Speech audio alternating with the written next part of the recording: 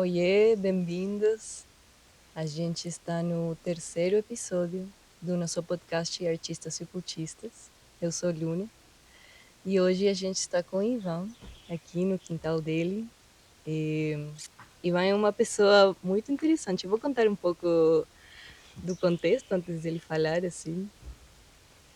Eu conheci o Ivan faz uns anos que eu estava morando no Lotus e acontecia cada mês uma fogueira da Lua Nova, onde as pessoas se juntavam a tocar.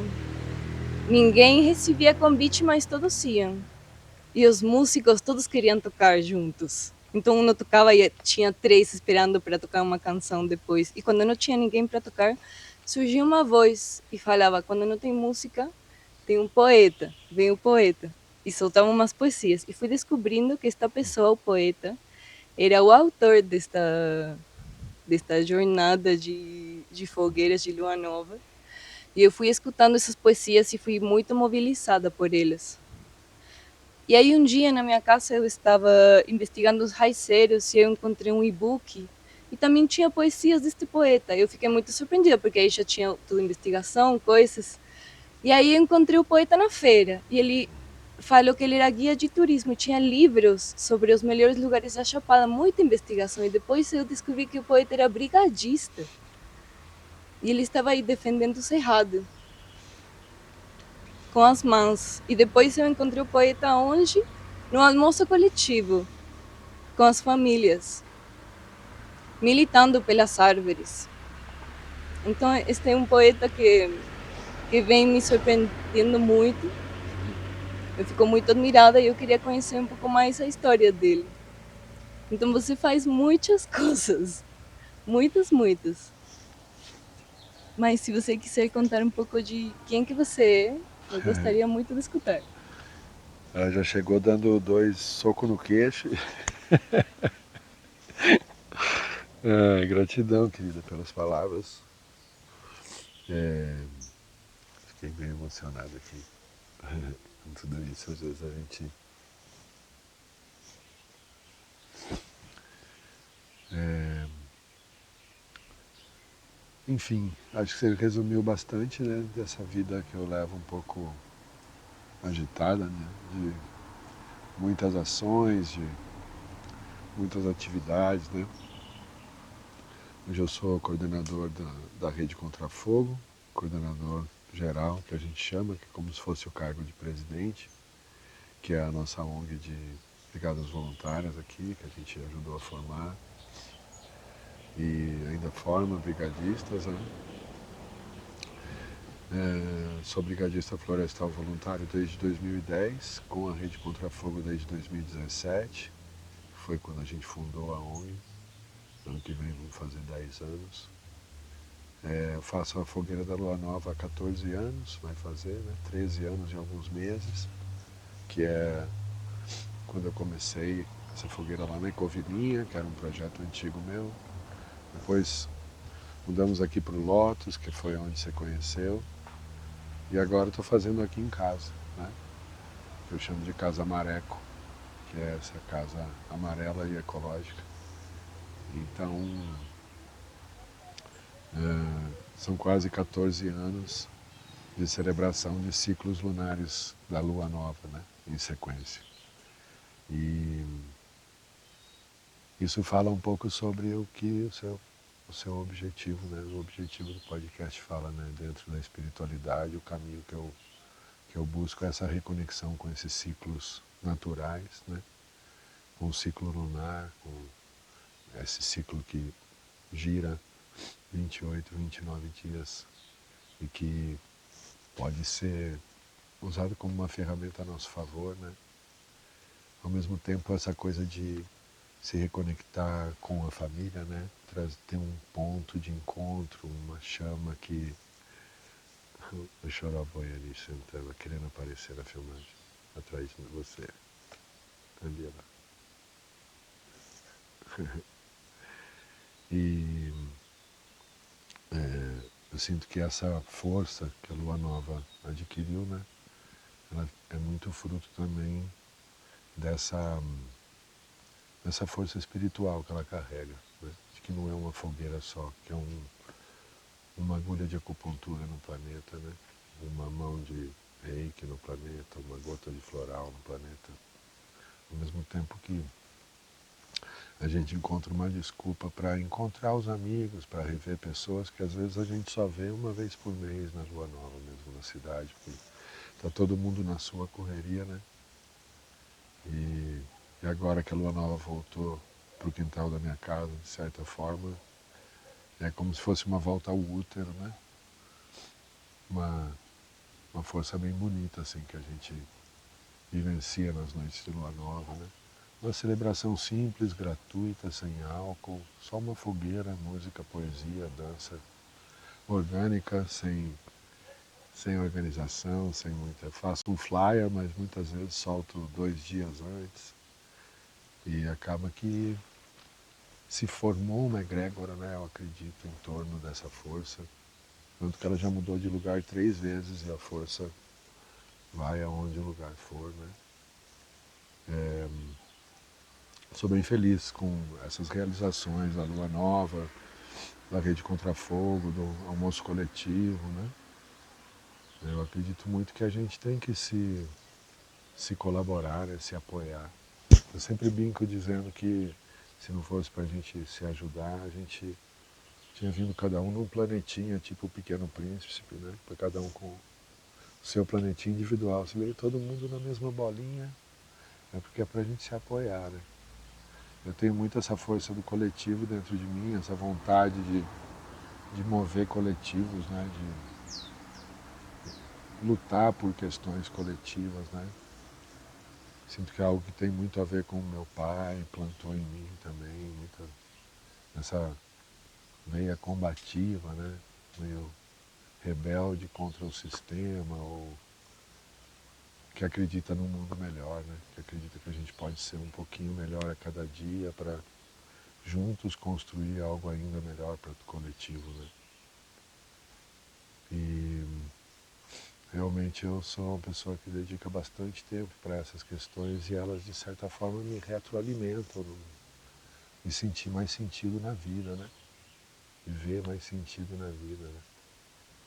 E olhar para a vida e falar, puxa, a vida com essa pulsação faz sentido para mim, né? E fora do tempo que eu tenho, como você vê pelo cuidado com o jardim, eu passo em casa, né? Se eu não estiver guiando, se eu não estiver apagando fogo, ou vendo alguma missão na rede contra fogo, eu estou no jardim. Que eu falo que é a minha terapia, né? Que é essa conexão com a terra, de acordar aí cedo para o jardim, ficar de cócoras ali, mexer o corpo já e ao mesmo tempo estar em contato com a terra, né? Eu falo que a terapia abrange esse leque de você ao mesmo tempo produzir parte do seu alimento, logo está te gerando mais saúde, o alimento que você mesmo plantou, logo mais saúde, economia, porque você está comendo a comida que você planta, então também tem uma saúde, né, uma sustentabilidade. Além disso, é uma atividade física, é uma conexão espiritual, né, com a Terra, com o planeta. Então eu defendo muito a terapia como algo que as pessoas deviam fazer mais, né? Pois é, aqui é um quintalzinho que eu já estou há quase 15 anos, 14 anos, né? Então tem esse pedacinho aqui que é uma horta, que tem essa cerca viva feita com erva cidreira, que tem essas cebolinhas que são cebolonas, tem batata doce, feijão, mandioca, alho poró, ali tem mais erva doce, aqui tem rúcula, almeirão, alface, brócoli, rabanete, agrião, mamão, banana. Aqui tem umas árvores que eu que plantei também, que já estão aí grandonas, né? Abacateiro, cajamanga, cajá. Só essa mangueira que estava aí, que na verdade é do vizinho aí, que graças a Deus faz uma sombra aqui. Ainda tem graviola, jabuticaba, limão, pitanga. E aqui tem algumas ervas também, né? Tem desde ervas de proteção, tipo comigo ninguém pode, espada de São Jorge, lança de Ogum, até ervas medicinais, né? Embora ervas medicinais sejam um pleonasmo, todas as ervas são medicinais. Tem citronela, tem capim-santo, manjericão, alecrim, hortelã, salsinha, até coentro, artemisia, boldinho, hortelã-pimenta, tem tomate também. Eu tento mesclar de alguma forma essa coisa entre alimentos, folhas, ervas, né, temperos, coisas para chá, tentando tirar o máximo assim desse pedacinho, né, produzir um pouco do que a gente come, poder, como eu falei, né, praticar essa terapia. Esse aqui é o playground, essa aqui é a área que eu passo a maior parte do meu tempo que eu posso. É nesse quintalzinho aqui, ó, cuidando dessas lindezas aqui. Dentro do processo de civilização, de modernização, a gente foi se desconectando, né, do quintal, né? Acho que a maioria das pessoas da minha idade, pelo menos, vai lembrar dos quintais das avós com um lugar com árvores, com os canteirinhos, com umas latas de tinta com horta, com ervas, né? Minha mãe ainda conservava algo assim. Eu me lembro que com uns 9 para 10 anos, eu acho, eu fiz uma primeira horta já. Fui lá, motivei, falei, mãe, quero fazer uma horta. Fui comprar umas sementinhas e fiz um canteirinho e tal. Então, assim, dentro de mim tem uma veia, assim, uma conexão com a terra, acho que bem profunda, com a terra, com o fogo, né, com esses elementos. E eu vejo que é bem importante que as pessoas retomassem um pouco isso, né? Porque à medida em que a gente foi direcionando, né, todo o alimento está no supermercado, tudo que eu preciso eu tenho que comprar. Sendo que se eu faço uma comparação, às vezes você compra um saquinho de semente de rúcula por R$2, ou que seja R$5, e você vai pagar de um maço de rúcula R$5. Só que vem tipo 200 sementes de rúcula no saquinho. E aí se você tiver um canteirinho no fundo e plantar, mano, vai dar muita rúcula. Pelos mesmos R$5. Se você cuidar da terra, tiver uma terra boa, vai dar trabalho. É uma cultura super rápida. Tomate cereja, pum, super rápido também e simples de produzir. É que a gente está acostumado a comprar tudo, né? E isso é uma chave que eu acho que a gente tem que virar.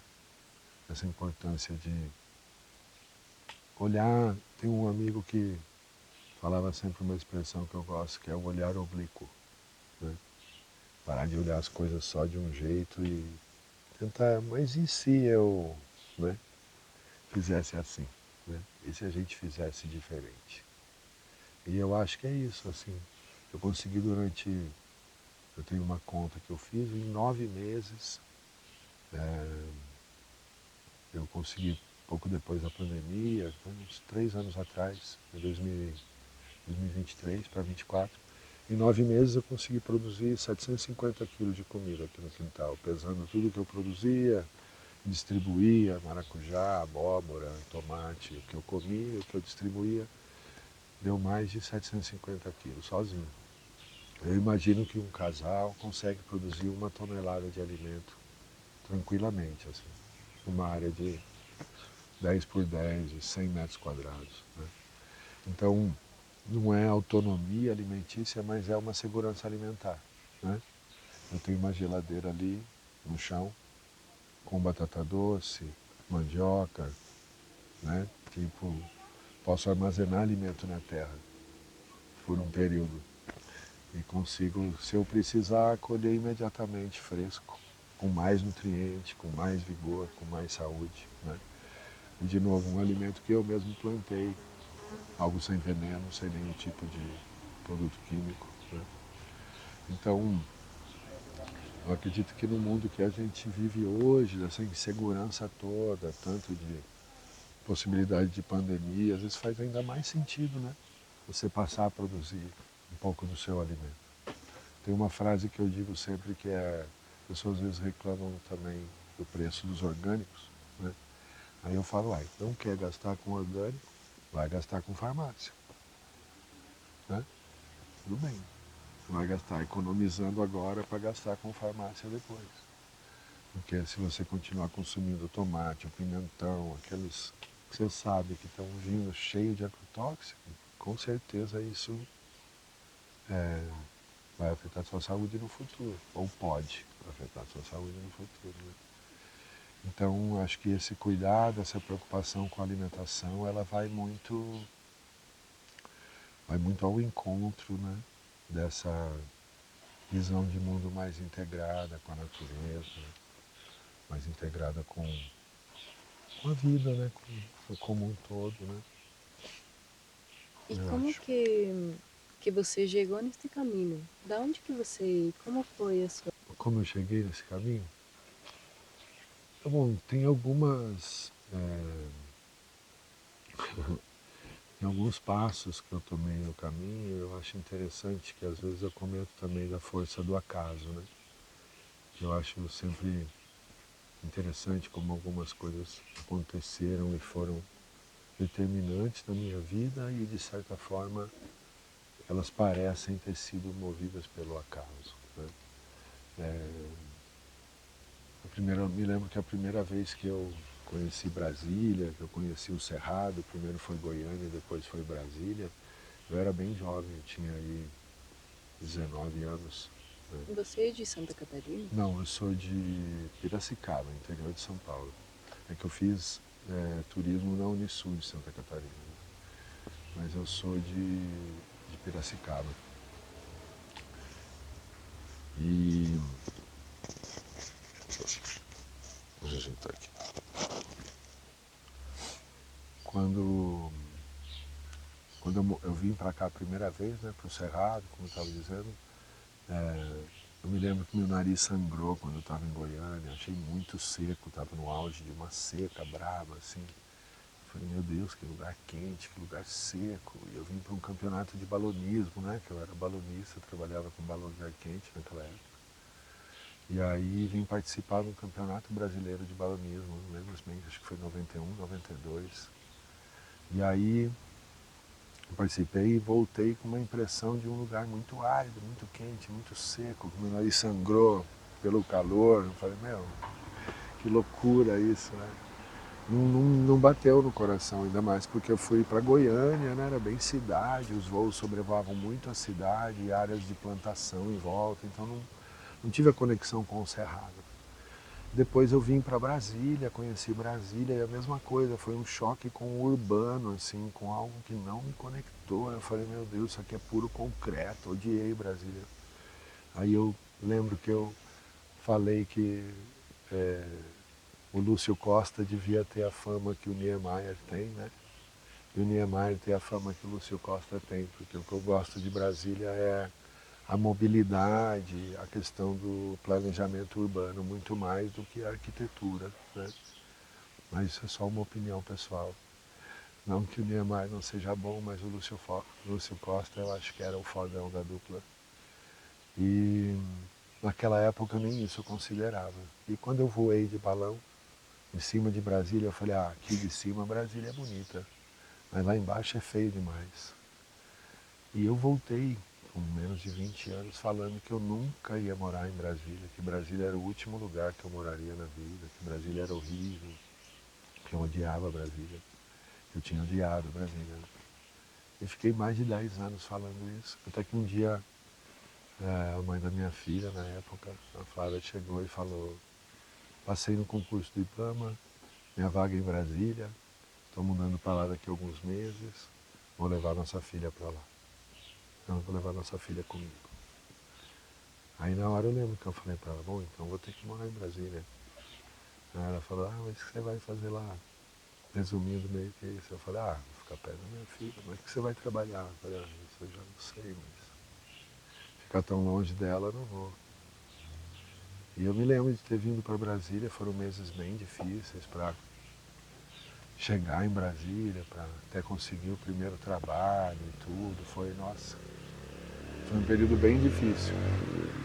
Mas aí nesse momento foi um pouco nessa coisa que eu falo, eu falo, fica cuspindo para cima, falar, o último lugar do mundo você vai morar, tá? Então peraí, deixa eu... Deus vem e fala assim, eu vou levar sua filha para lá, e agora? Cheque. Aí como é que você vai mexer suas peças agora? E aí eu acabei vindo para Brasília, tive uma relação de amor e ódio com Brasília, né? Me apaixonei por Brasília, depois me cansei de Brasília. E logo quando eu vim para Brasília eu descobri que havia Chapada dos Veadeiros. E aí eu olhei no mapa e falei, puxa, Chapada dos Veadeiros, esse lugar aqui tá com cara de ser bonito. Comecei a procurar, né, informações. E aí logo na primeira vinda para cá eu conheci o Parque Nacional, as almécegas, algumas cachoeiras. E de alguma forma já veio algo em mim que falou assim, cara, meu lugar é aqui, não é lá em Brasília não. Né? Mas não é fácil, né, se mudar para cá. Aí eu fiquei 2 anos trabalhando numa produtora em Brasília, minha filha morando lá também. E depois de uns 3 anos em Brasília, a mãe dela pediu transferência para Belo Horizonte, minha filha foi com ela, já estava com quase 15 anos. De certa forma foi a hora que o meu cordão umbilical com Brasília também já não tinha mais motivo para morar em Brasília. E eu resolvi vir embora para cá. E aí nesses movimentos de carona, de vir embora para cá, de pegar carona na estrada, né? Já morando aqui há quase 1 ano e pouco, eu ainda trabalhava em Brasília na TV Cultura, então tinha saída e vinda para Brasília semanal, assim.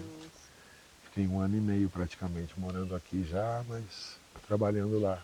Trabalhando 3 dias por semana, 4, voltava, passava 3 dias aqui e ficava nesse movimento. Aí teve uma dessas caronas que eu peguei bem quando eu estava decidindo a pedir a conta do trabalho de Brasília. Peguei uma carona que quando eu estava indo assim, já dentro do carro da carona, tinha uma outra pessoa pedindo carona. E aí era uma mulher que tinha me dado carona. E ela falou assim, você conhece? Eu falei, não, né? Não conhecia a pessoa. Aí ela falou, ela acelerou o carro. Quando ela fez isso, eu falei, mas eu te dou segurança se você quiser. Não sei de onde saiu, mas saiu essa frase, eu me lembro bem, mas eu te dou segurança se você quiser. Ela freou o carro, deu ré e voltou para buscar ele. Ele sentou no banco de trás e falou assim, que bom que vocês pararam, faz a maior cara que eu tô aqui. E não consigo carona, fiquei no lugar ruim para pegar carona. E hoje é o último dia para fazer inscrição no curso de guia que vai ter lá em São Jorge. Eu falei, como é que é? Vai ter um curso de guia lá em São Jorge. E hoje é o último dia para fazer a inscrição. Eu falei, me conta mais, quais documentos precisa, quanto é, etc. E aí ele me deu essas informações, eu cheguei em casa, fui correndo pegar os documentos, peguei outra carona para São Jorge, fui lá, fiz a inscrição e trabalho com isso há 15 anos. Graças a ter falado, eu te dou segurança se você quiser. Porque se eu não tivesse falado isso, eu não ia dar carona, não ia ter conhecido ele, que me deu a informação, e só foi ter outro curso, acho que sei lá, uns 5 anos, 4, 5 anos depois. Né? Outro curso de guia demorou para ter. Então eu não sei qual rumo minha vida teria seguido se eu não tivesse feito aquele curso, aquele ano. Né? Talvez eu não estivesse aqui. Porque não é fácil se manter aqui, sobreviver aqui. Vocês sabem que é uma cidade cara, né, para se manter. Então, de certa forma, aquilo foi uma chave para a minha sustentabilidade aqui.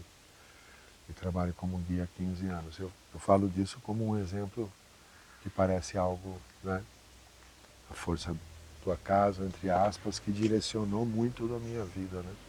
Muito do caminho que eu escolhi trilhar. Para mim isso é a consciência superior falando faz. Isso. Algo assim. De algum lugar veio esse, eu te dou segurança se você quiser. Mas se o cara entra no banco de trás, se é uma pessoa ruim, né, quer fazer alguma coisa pra gente, não tinha segurança que eu pudesse dar, né? Foi só um sentimento que eu falei. Né? E Tem outro caso que eu comento sempre dentro dessa ideia da força daquilo que você não conhece, do entre aspas, imprevisível, né? Ou improvável.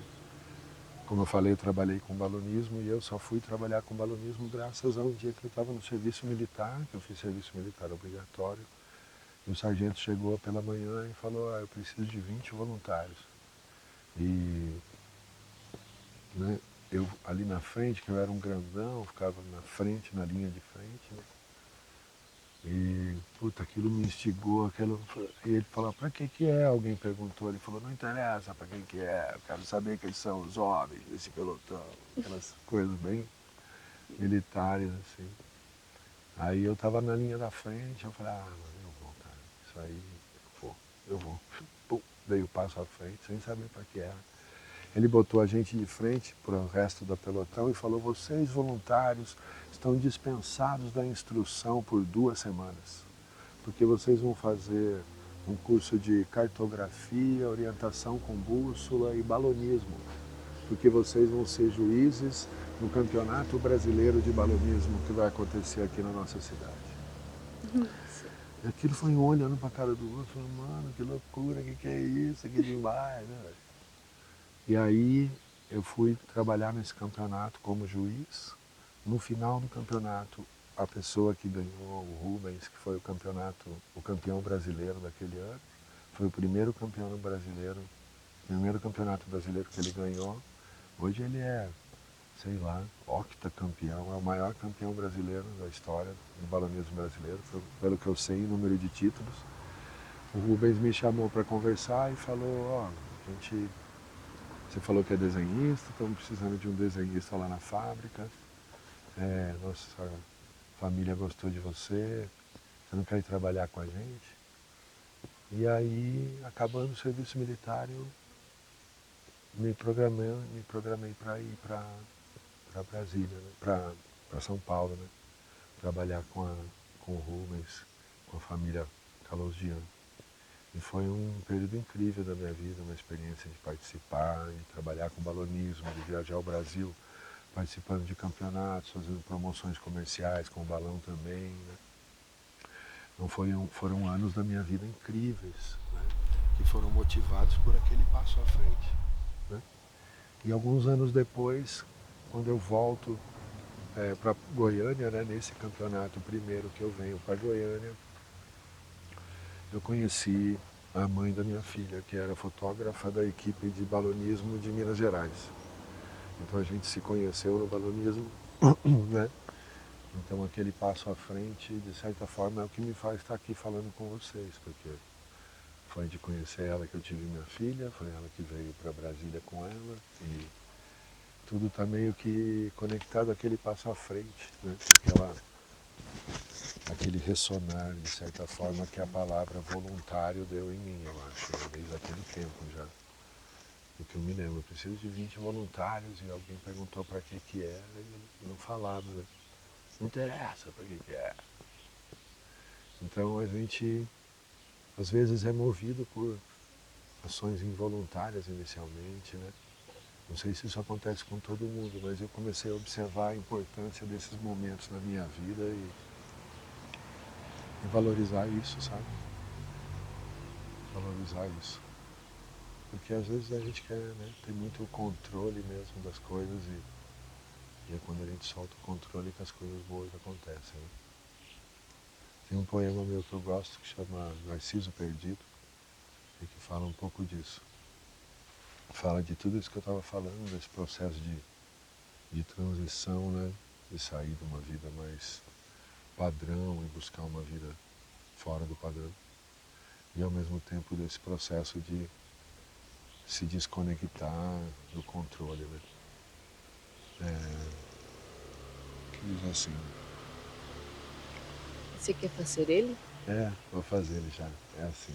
É, muito se fala, nada me abala, se embala em papel ou plástico. Eu prefiro o verbo exposto sem fratura, beirando o termo sarcástico. Busco a palavra que te toque, provoque, te tire desse ostracismo. Se te parece muito agudo ou se beira o cinismo, pode julgar. Fique à vontade, seja bem-vindo. Esse é o meu caminho, nele eu vou seguindo. Cada palavra é um abismo entre você e eu. Minhas ideias não ecoam, mas o vazio é seu. Mente sem fluxo, pura cilada armada pelo reflexo. Narciso cai dentro do lago e tudo fica sem nexo. Sufocado pela inércia, amarrado pela preguiça. Diante da caixa de luz, ele reclama por justiça. No dia a dia, nem se lembra de agir com respeito, nem fala com seu vizinho, não o conhece direito. Cada um em sua caixa, de tijolo, aço, concreto. O controle na mão serve para ser controlado, isso é certo. Do trabalho para casa, de casa para o trabalho. Pássaro sem asas, sempre no mesmo horário. Rotina que cansa, deixa sem força, o corpo abatido. Dor de cabeça no meio da tarde, resolve com comprimido. Assim o tempo passa, a criança cresce e a vida vai. Olha para trás e percebe que é igualzinho a seu pai. Os mesmos erros, os mesmos jeitos, mesmas trapaças, desgraças, mesmos defeitos. Mas à sua frente surge a esperança. A aurora dança em lindos trejeitos. Inebriado, enfeitiçado, ele se deixa levar. O simples ser, deixar correr, esquecer de controlar. Se no controle sua vida foi de mal a pior, quem sabe em mãos que não são suas, a vida seja melhor.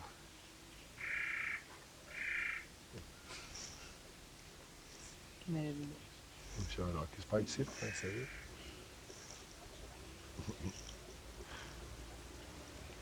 E aí surge a poesia, né?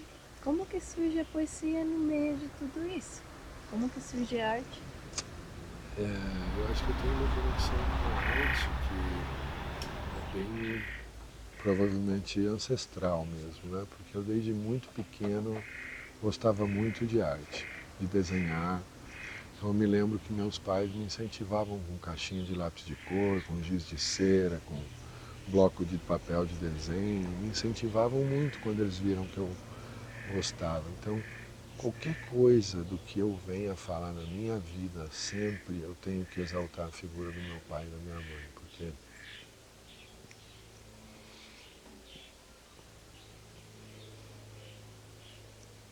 é a base de tudo. A base do que eu sou é o amor do meu pai e da minha mãe.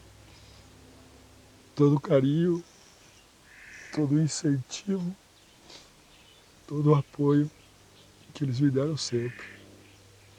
Eu não sou religioso não, mas essa parte de honrar pai e mãe eu cumpro bem. Meu pai e minha mãe são seres maravilhosos, assim, meu pai foi um ser maravilhoso. Costumo dizer que meu pai foi a pessoa mais incrível que eu conheci. E ser filho da pessoa mais incrível que você já conheceu acho que é um privilégio foda. E olha que eu conheci muita gente no mundo, mas ninguém tão incrível quanto meu pai.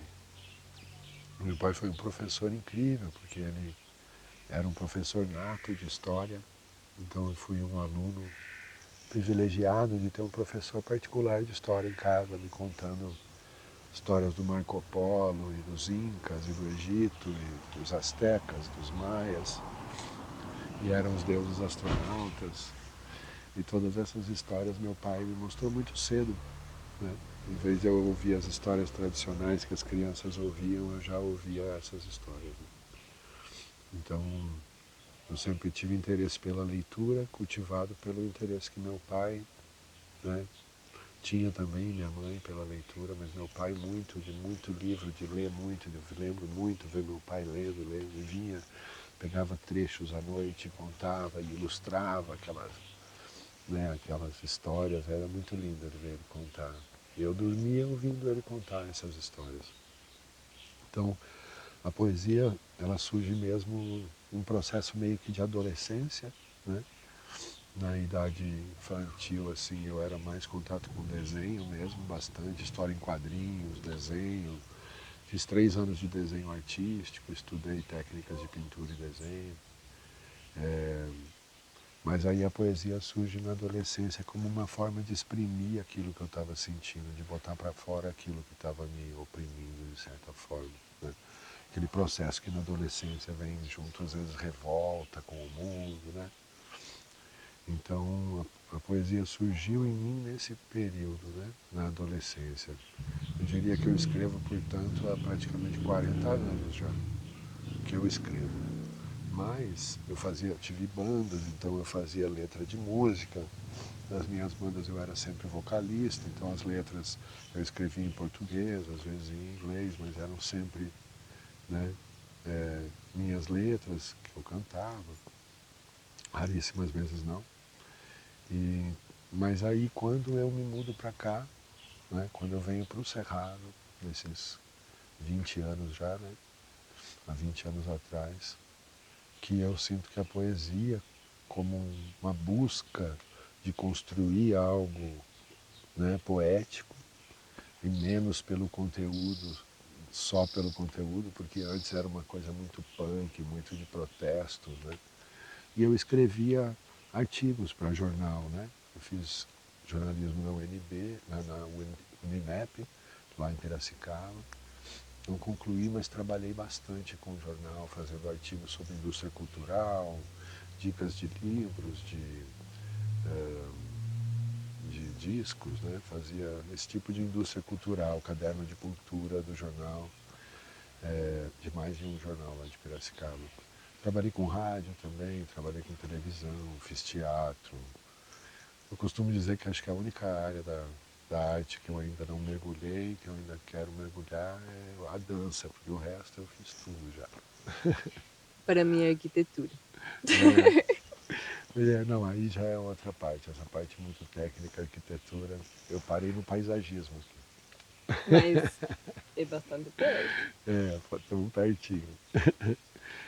Mas enfim, a poesia, eu vejo que eu nunca tive muito costume de ler poesia, sabe? Eu leio pouco, mas eu tenho vários que eu sou muito fã, assim, né? Tipo Manuel de Barros, Paulo Leminski, algumas pessoas que são referência, que eu já li a obra inteira e tal. Mas eu não sou aquele consumidor de poesia, sabe? Mas eu gosto muito e muitas vezes eu costumo dizer, eu tenho poemas que são sobre o ato de escrever, né? Que ele fala que é meio que A metatexto, assim. metapoesia, eu amo Isso. todo que se meta. Eu gosto muito disso também. Eu falo um pouco disso, que eu tenho um outro poema que eu falo sobre isso, mas que esse eu não lembro de cabeça. Mas que é essa ideia de que você, para mim, às vezes o poema é como algo que você tem que espremer e botar para fora, como um cravo, como uma espinha, como algo que tem que sair, não é algo que vai fazer melhor para você se você tirar do que se deixar em você, né? Então, às vezes a É poesia, cura. isso, às vezes a poesia, muitas vezes a poesia tem essa função para mim, né? E aí tem um poema que eu falo disso, que é assim: nas catedrais de meus pensamentos, sinos ecoam o dia todo. Do abrir dos olhos ao descansar das pestanas, sua música, por vezes ruidosa, mas geralmente produtiva, entoa melodias que me educam, ensinam, inspiram. Principalmente quando não lhes dou nenhuma atenção, quando permito apenas que a criação alicerçada flua por meus dedos, através do papel ou no teclado. Quando me ponho como conexão sincera, desprovida de intenções que não sejam o simples deixar escorrer. Mas a sintonia perfeita com o Supremo não se dá no alojamento cerebral. Não se processa entre o hipotálamo e o córtex. Está bem longe da dualidade instinto-racional. Está na essência, não explicável e consciente. Está na essência, não pensante e provivente. Vive numa existência ética, amorosa e coerente. Deixar escorrer. É isso, eu vejo que é isso. Cada vez que você, de certa forma, cada vez que você se coloca mais como uma... Tem uma expressão, eu gosto muito das metáforas, né? Olha pra mão, olha pra mão. tem uma expressão, eu gosto muito das metáforas, que eu costumo dizer que as metáforas, elas estabelecem uma comunicação, elas tiram a nossa comunicação do dual. Porque quando a gente se comunica, geralmente é dualidade, né? É um emissor, um receptor, você fala, eu te escuto, a gente vai conversando. A comunicação tem muito isso da dialética, né? Da dual, né? A necessidade do emissor-receptor. E quando eu falo uma metáfora, eu crio um elemento, eu costumo dizer, que é um terceiro elemento aqui na conversa, que a conversa vira triangular, né? Porque começa a existir entre nós um imagético, semiótico, simbólico, que vai ficar flutuando aqui no campo depois que eu falar, mesmo que eu continue falando aquilo, né? Foi criado. Isso. Então, eu gosto muito de usar as metáforas. Eu tenho até um blog muito antigo que chamava Colcha de Metáforas. Ele aí, não sai daqui, chora. Colcha de Metáforas. Tá lá, é um WordPress da vida, ainda tá lá. E lá eu fiz várias metáforas, né? Eu tenho até um projeto de um livro com esse nome, cada capítulo é uma metáfora diferente. Né? Mas eu ia fazer uma metáfora, deixa eu lembrar qual que era mesmo do que a gente estava falando. Da poesia. Oi? Sim. Assim, que eu faço várias metáforas, essa me deu. Tem uma que é o mal é a poeira atrás da porta, o corpo é um supermercado, o amor é uma mesa. Deixa eu lembrar todas elas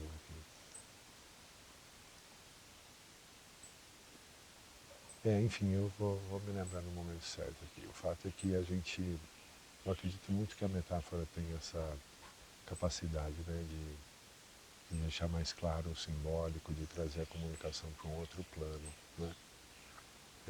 Que eu falei do mal é a poeira atrás da porta, eu costumo dizer que quando você deixa uma porta encostada, forma teia de aranha lá já, né?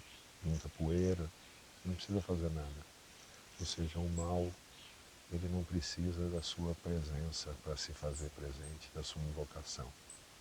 A sua não presença, a sua inação já traz a poeira, já traz a teia, já traz a sujeira. Larga uma casa fechada, ela vai ter goteira, vai apodrecer e vai cair, né? Mas se o mal é a poeira atrás da porta, o que é o bem então? O bem é a vassoura, né? Porque nenhuma poeira atrás da porta resiste à vassoura. A vassoura é muito mais forte que a poeira. Chegou ali, escovou, limpou, se passar um sabão com água, lavou, brilhou, né? Adeus poeira, adeus teia de aranha. Mas a vassoura não varre sozinha, né? A vassoura precisa da sua mão, da sua invocação, da sua presença, da sua energia depositada, né? Então o amor é a lei, mas o amor sobre vontade é isso, né? O amor é o maior. Não Você tem para leu o ninguém. Crowley? Hã? Você leu o Crowley? Na verdade, assim, quando lá atrás eu era bem jovem mesmo, 20 e poucos anos, aí através da conexão com Raul Seixas e tudo, né, o conhecimento de querer conhecer essas figuras, eu li um pouco assim, Os Segredos do Telema, algumas outras coisas, mas minha busca espiritual sempre foi muito aberta, né? Minha família originalmente é espírita, né? Minha avó, meu avô, meu irmão, inclusive, né? Palestrante de Allan Kardec, né? Pessoa bem conectada com o espiritismo. Na família temos vários parentes que são com essa conexão mesmo com o espiritismo. Mas eu sempre tive uma sede de conhecer, então eu fui atrás da missão do Tao, que me levou para o vegetarianismo. Fiquei nesse caminho do Tao por vários anos, fui vegetariano por mais de 20 anos também. Tive lá em Nova Gokula, lá em Pindamonhangaba, para conhecer uma comunidade Vaishnava, fiquei um pouco lá, visitei terreiro de candomblé, pontos de umbanda, lugares, né, terreiro de umbanda. Fui até em algumas igrejas evangélicas também, conhecer, e tive sempre essa busca aberta, assim, nunca consegui pegar uma espiritualidade, uma religião, vamos dizer assim, e dizer, essa é a minha. Nossa, isso aqui eu me identifico completamente. Eu meio que consigo ver, né, coisas boas nelas, né? Mas não consigo achar que uma delas consegue Ela é fechar tudo mais para mim. uma parte do pretal está representando, né? Às vezes A eu parte que penso, a sua cultura consegue ver. isso, é. Às vezes eu falo disso, que é como se fosse um grande cristal com várias faces, e aí cada religião parece que vê aquele ladinho, e eu consigo ver que todas elas estão falando, no fundo, a maioria está Uhum. falando a mesma coisa, né? Em línguas diferentes, em maneiras diferentes. Eu acho que assim, desde que seja norteado pelo amor, né? Seja guiado algo que tenha sido feito com amor, eu acho que a espiritualidade é um caminho sempre interessante, sempre importante. Infelizmente não é tudo que é feito com essa base hoje nesses caminhos, mas a gente estando atento para isso, o resto está tudo bem, não importa qual seja, né? Eu acho que o E amor, eu fiz um poema bem curtinho, porque muita gente perguntava, qual que é a tua religião e tal.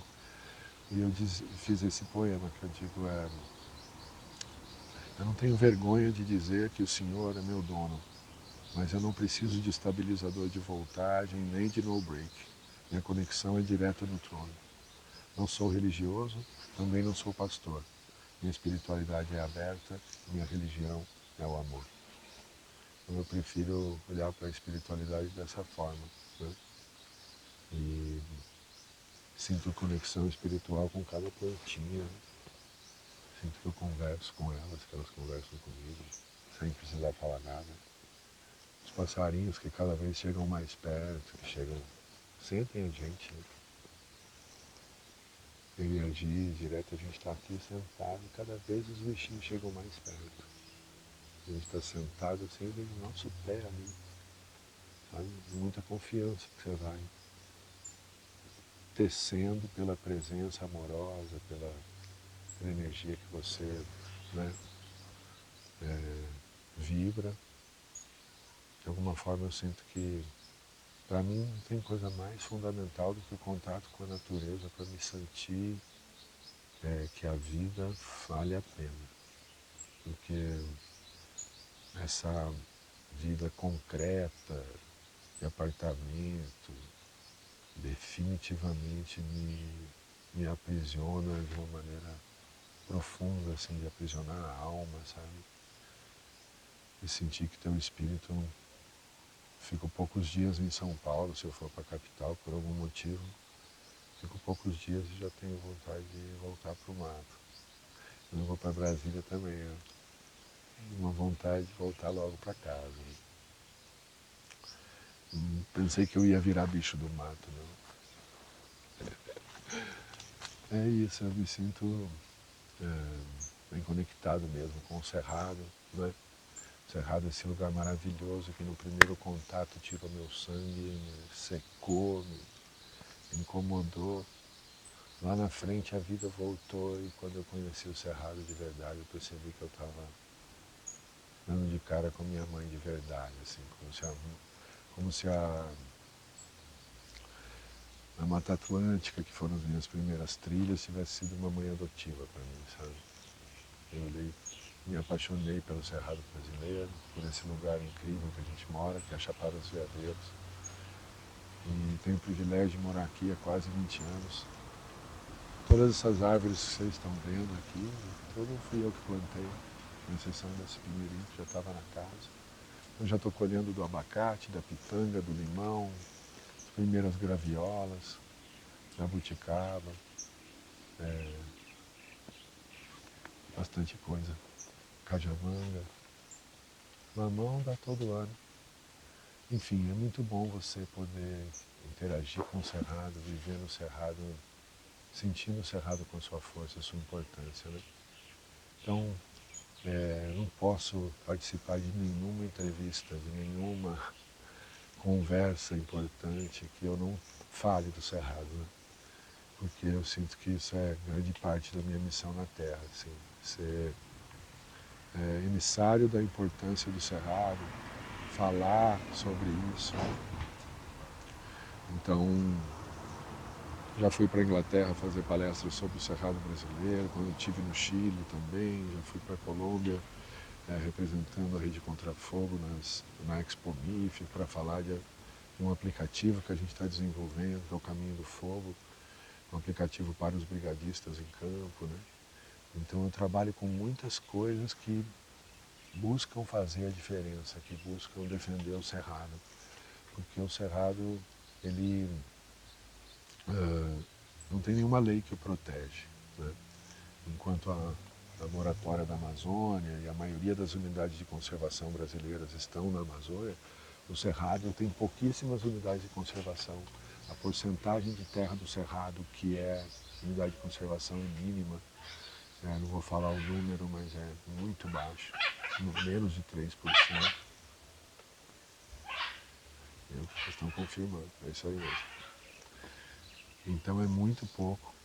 E o que acontece é que desde, se não me engano, 2005, que vem a moratória da Amazônia, não se pode mais derrubar nada na Amazônia, os olhos do agronegócio se viram para cima do Cerrado e começaram a devorar o Cerrado, né, todo. Eu tenho um som que chama Cerrado Amado, que está no Spotify, que dá para procurar. E essa letra toda fala sobre esse trabalho, sobre essa destruição. Né? Esse trabalho fala sobre essa destruição. Eu tenho um outro som que chama Correntão, que é com a minha banda Rasta Family, que também fala sobre esse tema, né? Então, assim, eu acho fundamental que as pessoas passem a entender a importância do Cerrado brasileiro, em primeiro lugar. Em segundo lugar, entender a ameaça, o quanto o Cerrado brasileiro está ameaçado, né? Em primeiro lugar, o Cerrado brasileiro, dele nascem 8 das 12 principais bacias hidrográficas brasileiras, né? Ou seja, grande parte da nossa água, da água que a gente bebe, vem do Cerrado, né? Além disso, o Cerrado funciona como um grande guarda-chuva que espalha essa água para o Brasil todo. Então ele irriga o Nordeste, ele fortalece a bacia amazônica, ele faz o Pantanal existir praticamente, derruba a água para todo lado. Então o Cerrado é um grande guarda-chuva de água, espalhando água pelo Brasil. Então, eu costumo dizer que a morte do Cerrado é a nossa morte, né? Tem nessa parte da música do Correntão eu falo, você pode até não acreditar, mas essa rima é verdadeira. Muitos só vão entender a importância do Cerrado quando faltar água na torneira. A maioria das bacias brasileiras nasce no Cerrado. A água que tu bebe, meu irmão, vem lá do Cerrado, mas já faz tempo ele vem sendo derrubado para aumentar a plantação ou então para criar gado. Efeito dominó negativo, sem limitação. Derruba tudo, vira pasto para plantar ração. Cerrado agonizando, vai passando o correntão. O que fica é solo seco, sem raiz para contenção. Milhões de anos são queimados em minutos. O PIB aumenta, maior a exportação de produtos, enchendo o bolso de meia dúzia de famílias. Dos militares, vamos bancando até as filhas das filhas, que nessa história sempre foram milionárias, desde quando eram capitanias hereditárias. 500 anos se passaram, hoje são 50 sobrenomes. Isso não mudou tanto assim. Nesse jogo, ninguém tem sorte. A morte do Cerrado é a nossa morte. O berço das águas do Brasil está secando, as nascentes morrendo e o agro faturando. Fumaça no céu, terra queimada e carvão. Cerrado amado é terra sem lei nem proteção. Como eles não enxergam a total conexão entre o fogo que queima e a chuva que não vem mais, o cerrado agonizando, eles não se importam não. Quanto mais terra derrubada, mais dinheiro se faz. O céu fica cinza, o ar ainda mais seco. A natureza grita, encurralada num beco. O fogo se alastra, a vida vira drama. A natureza toma conta do coração de quem ama. Animais que se vão cedo demais para o céu. Labaredas de vida queimam como papel. A cegueira faz o homem botar fogo no mato, sem perceber que é a si mesmo que ele queima de fato. Nesse jogo, ninguém tem sorte. A morte do Cerrado é a nossa morte. Esse grito triste, dolorido, forte, é muito verdadeiro. E eu preferia não ser mensageiro dessa fala. né? Eu preferia não precisar falar isso. Eu preferia fazer poemas sobre a beleza do Cerrado, né?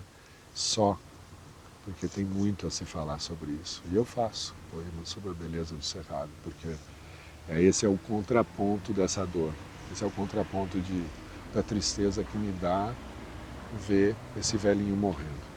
Eu costumo dizer que a Amazônia é como se fosse a Gisele Bündchen dos biomas brasileiros. Ela é jovem, bonita, famosa, todo mundo conhece. Mexe com ela, até o Leonardo DiCaprio aparece. Mas o que é o Cerrado, então? O Cerrado é um velhinho abandonado num asilo. Ninguém sabe que ele existe, mas está todo mundo roubando sua riqueza. Pode ser seu solo, seus minérios, sua água. Estão roubando o velhinho, enquanto ele morre devagarzinho. Não tão devagarzinho assim, né? A cada ano, praticamente 1% do cerrado vai sendo consumido. Então, o meu trabalho é muito essa bandeira de defender o que sobrou do velhinho, né? E ao mesmo tempo alertar para a sua importância, fazer o que for possível para regenerar o que a gente destruiu e continua destruindo. Porque eu acho que, como digo no outro poema, precisamos aprender com as cascas grossas das árvores do cerrado, com a aspereza de suas rochas pré-cambrianas, com a escuridão de suas grotas, com as quedas abruptas de suas pirambeiras e, ao mesmo tempo, com a transparência de seus cristais e a pureza de suas nascentes de água. Vamos aprendendo com o cerrado e, aos poucos, nos tornando uma pequena formiguinha no meio dele, mas uma formiguinha cheia de amor por essa terra, como se aqui nascido tivesse. Eu não nasci aqui, eu renasci aqui. Ao cerrado dedico a vida, porque foi ele que salvou a minha. Por isso, eu sempre digo, mexeu com o cerrado, mexeu comigo. Gratidão, Ivan. Gratidão.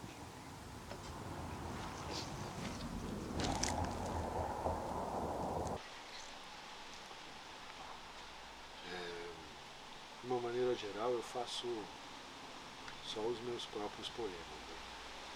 Mas tem um texto, que na verdade é uma música, de um mestre chamado Zico Moreira, já falecido há muitos anos, que eu tive o prazer de conhecer.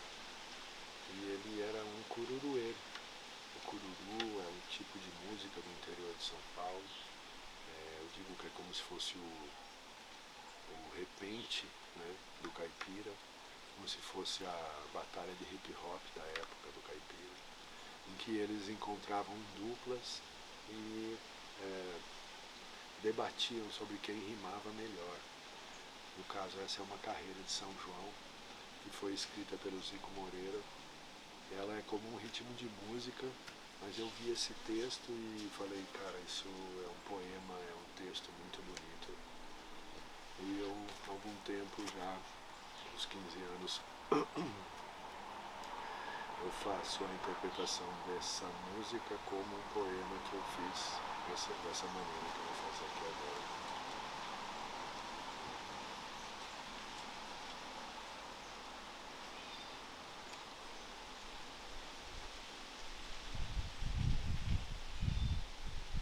Eu falo com muita franqueza, com justiça e com razão. Fui nascido entre a beleza do nosso lindo sertão. Era linda a natureza para quem prestava atenção. No sertão de madrugada cantava passarinhada, cada qual sua canção. Era lindo a gente ouvir o cantar dos azulão, pintaceu vi no galho do canelão, pomba-rola e juriti no meio do capoeirão, o macuco no cerrado, saracura no banhado e a codorna no espigão. É certo o que eu tô falando, não tô mentindo não. Canário tinha de bando, que até fazia verão. Permaneciam cantando no meio da plantação. Tinha tanto passarinho que canário fazia ninho até em dentro do barracão. Mas hoje não tem mais nada. Acabou-se o que era bom. a boa passarinhada que tinha naquela região.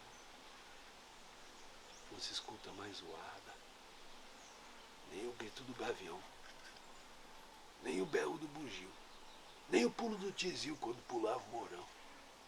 Hoje não tem mais rolinho, pomba-rola também não. Até as próprias andorinhas sumiram daquela região. Hoje só se vê pardar no fundo do seu quintal, estragando a plantação. Hoje não tem mais boiada, tocador pelo estradão, tocador pelas estradas com meia dúzia de peão, porque os boi vão embarcados em cima do caminhão. Na estrada não tem mais poeira, nem menino da porteira, nem o boi sem coração. Eu peço a Deus que me perdoe se eu não tiver razão. Naquele tempo que foi, parece que era mais bom. A gente comia arroz que era socado no pilão, pão assado na brasa, café torrado em casa. Ai meu Deus, que tempo bom. Meu pai, ele sempre dizia, quando eu era garotão, que as coisas mudavam por causa da evolução. Eu não acreditava não, mas ele tinha razão. Até o rio, daqui a um horror, as águas trocou de cor por causa da poluição.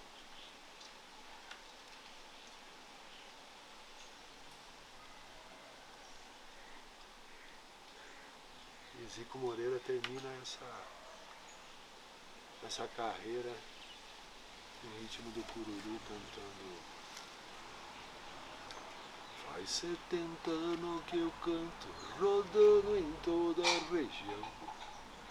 E acho que por enquanto eu não posso largar, não.